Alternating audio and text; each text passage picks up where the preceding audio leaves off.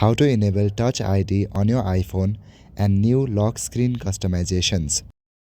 Swipe down from the top right corner to enable your lock screen. Tap and hold on your lock screen and click on Customize at the bottom. Now you can change various things on your lock screen. Click on the font and select the font size. Also, you can change the font family. Additionally, you can even change the color of the fonts. To add widgets, click on Add Widgets. From this menu at the bottom, select the widget that you would like to add. You can also zoom in and zoom out your picture. If you swipe, then you can change the color of the picture. There are various filters available. You can also change the position of icons around your screen. Now, Touch ID option is not officially available in iPhone. However, you can try this alternative method.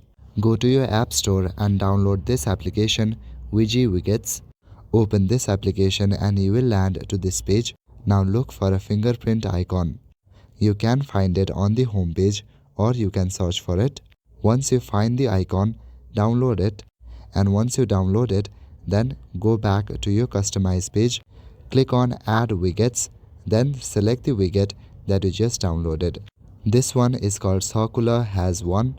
You can simply search for this one also. That's all for today. Thank you.